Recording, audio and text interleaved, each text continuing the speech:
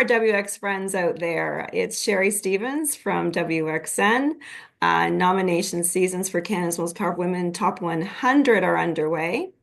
And I just want to let you know, for those of you who are a little slow in getting your nominations in, I have some great news. They've been extended till May 27th. So please don't delay. Get them in there. Thanks a lot.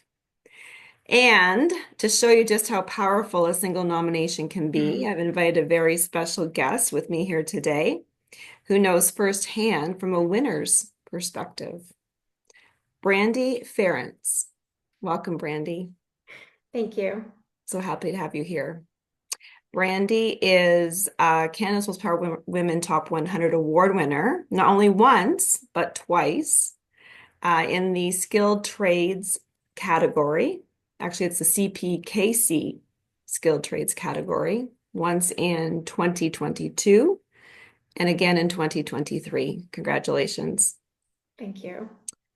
And Brandi is a Red Seal 313A registration mechanic, a gas fitter 1 journey person. She teaches HVAC at Georgian College and mentors women in skilled trades and HVAC apprentices at Support Ontario Youth. Thank you for doing that.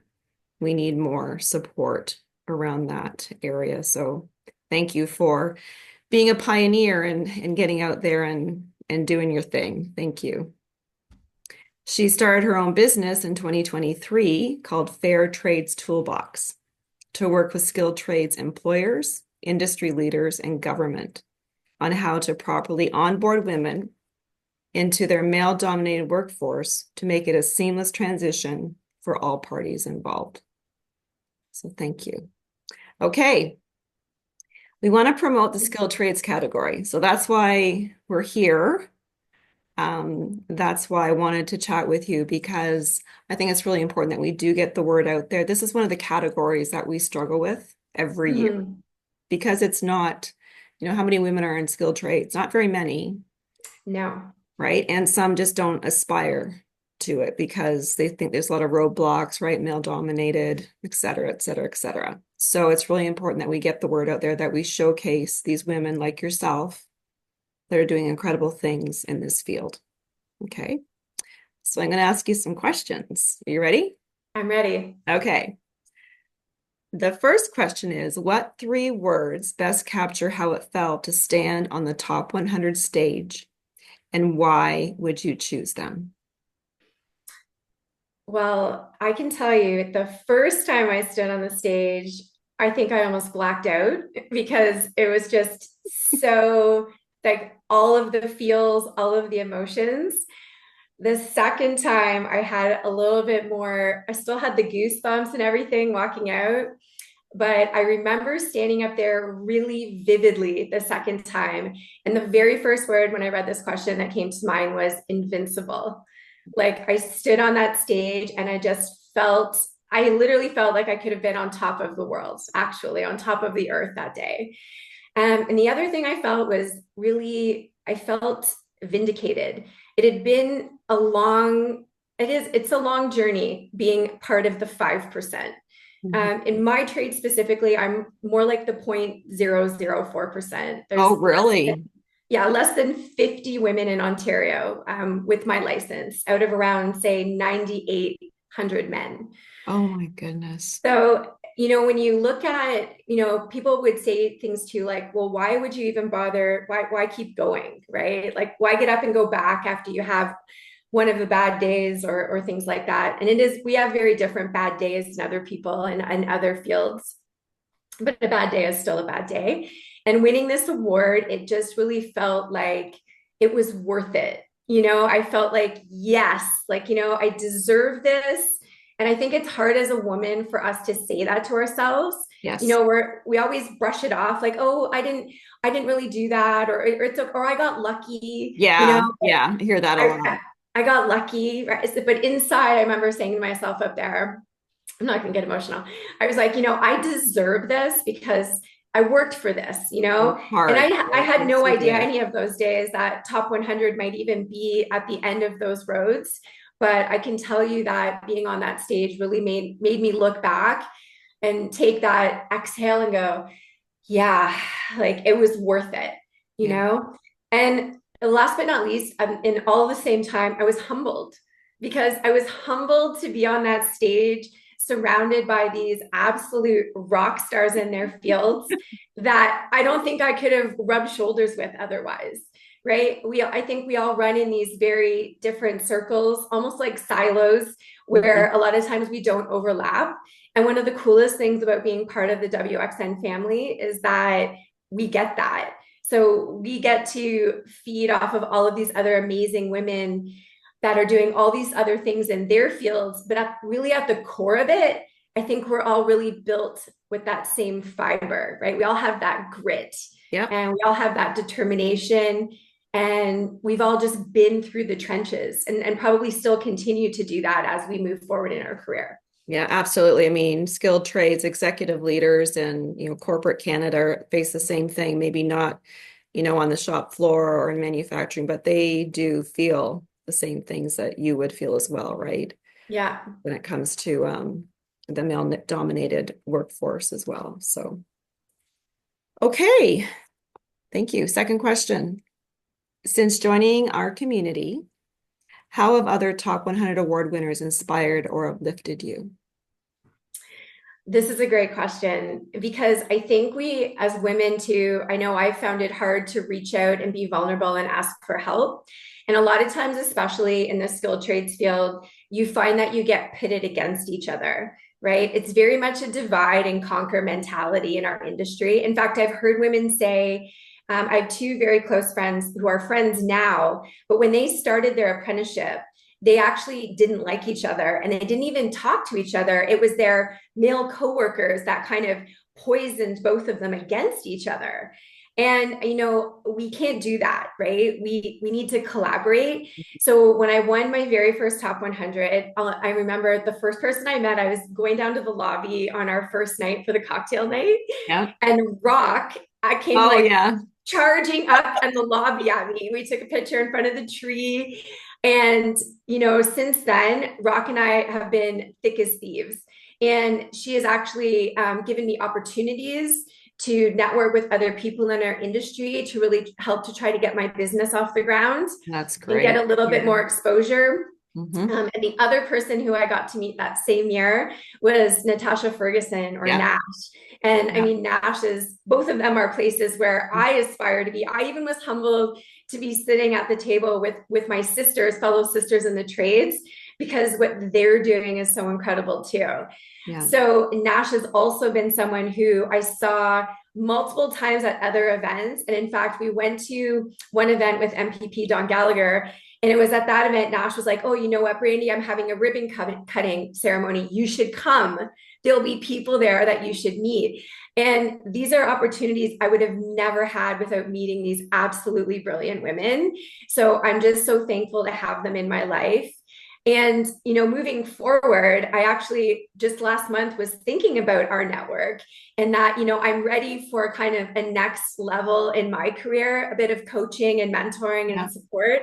And Hmm. immediately in my head, I thought, yeah, I'm going to start, kind of sifting through the WXN network and kind of, see who might be out there because I think that you've already built this incredible place. It's like a hub for us all to go to, right? When we need it. And it just Yeah. feels really powerful to have this sisterhood, like right at all standing beside us, basically. We're all standing there, like a force to be reckoned Yeah. with, ready to take on the world together. I love that. Yeah. Arms linked, standing strong, Yeah. moving forward. Love it. Thank you. My last question. How have you been able to use your top 100 influence to make a difference in the world? So I would have never thought at the ripe age of 50 that I would decide I would start Don't my own even look. Are you corporation. serious? Are you serious? 52. You are not. Oh my goodness. You look great. You don't look like. It's all the refrigerant, Sherry. It's Oh, all the is refrigerant. it? So I went Yeah. in the wrong career. So after I won the first top 100 award, I always knew with my lived experience in the field, like 2 decades in the field, I knew what the problems were. And I had been probably, before that, one of those people that you come home and you grumble about it and you're like, why don't they do this or why don't they do that? And after winning that top 100 award, it was so exhilarating. It really planted this seed in my mind that, well, why not me? Like, why can't I be the person that can try to, move the needle? And I really started pouring it all out on paper. And so I started Fair Trade's Toolbox. And out of that, I mean, although I realize nothing happens overnight, so Yeah. I'm just about 2 years in, and it is a bit of a slow burn, but I'm definitely not discouraged. Good. So with that, not only, although I'm not working with a lot of employers yet, there's been a few. What I have been able to do with Fair Trade's Toolbox and the few people that have been a part of my team because they really believe in what I'm doing is that we're starting to bring a lot of awareness. And change has to happen through awareness, right? Yeah. If the awareness isn't there and people don't think there's a problem, then change is less likely to happen. So we've started all of these great things. One thing that we do is we do Fair Trades Fridays. So every Friday we feature a tradeswoman Oh, that's I love working, it. yeah, that's working in the field. So, and a little bit different. We keep it light. There's always a nice inspirational quote. I like to know what their favorite music is Yeah. and things like that. And we get some pictures of them in their work while at work and with their family, and we post that. So every Friday we try to do a feature, Love which it. is which has been great for our community, right, with women. Yeah. And we also started this anonymous link where you can share a story of something maybe that was not so great that happened, and we call it Truth of the Trades. I So love I it. just narrate the individual's story so that in a way, what we started it off because I shared one of my stories, but very blatantly and openly on social media. Mhm. And it was really hard for me to do that. And I know not everyone would want to do that. But at the same time, it gave me really a lot of closure. And I really felt like just putting it out there meant that I wasn't holding it in anymore. Like it was this You're dirty releasing it. secret. You release Yeah. it. Yeah. And I couldn't tell anyone. Right. So we started this anonymous link, and now women can submit their stories, or individuals, anyone can. And I just narrate it for them, and we just put it out there. So we don't comment. And it's really generated a lot of awareness. And specifically, what I've loved is the male allies that have come out of the woodwork. That's Because great. if you look at my trade specifically, whose voices will be louder? The 46 women that might have my license, or the 9,800 men, right? So Yeah. we need our male allies. Yeah. So We for me, do. without winning that top 100 award, I honestly don't think I would have felt empowered to start my own business. And win or lose, it doesn't really matter because I really feel like this is a path I was meant to be on. And it's really generated so much positivity in our community. And just in general, I feel like it really opens that up for a lot of women. Number one, maybe you just want to be featured on that Friday and get your name out there, which is fantastic because Mhm. that means that's one more woman that's out there to mentor that next generation. Yeah. And this year we're focusing on our allies. So we're actually starting Male Ally Love Mondays. it. I love Yeah. that. That's good. Yeah. We need to do that too because they're not all like that, No, we right? like to say, it's not really an us against them, but No. unfortunately, sometimes the ones that are against, say, women being in the skilled trades, their voices might be louder. And then other people, sometimes, even though other guys, they don't feel that way, they don't really speak up about it. Mhm. So it's also making them feel comfortable that it really isn't us against them. We need them. If Yeah. anything, unfortunately, I hate to say it, but they're the ones that will really help facilitate this change quicker for us. And I think they do deserve to be featured as well, Yeah. because it's important that we celebrate the men that are championing women that are working in these male populated Yeah. fields. Yeah. I agree completely. We just launched our first magazine. Yeah, I Did saw you see that. it? It's very And we have cool. we have an ally in there. Actually, we spotlighted Don Romano from Hyundai. Hyundai. Oh, he would kill me if I said that wrong. Hyundai. Hyundai, Funday, Sunday. Anyways, we featured him because he is such an ally, and he's in the automotive industry, right? Which is Yeah. very male dominated as well. So you're absolutely right. We do need to show, our allies in a very positive light. Yeah, So, absolutely. thank Absolutely. you. Yeah. Thank you. Thank you for sharing today.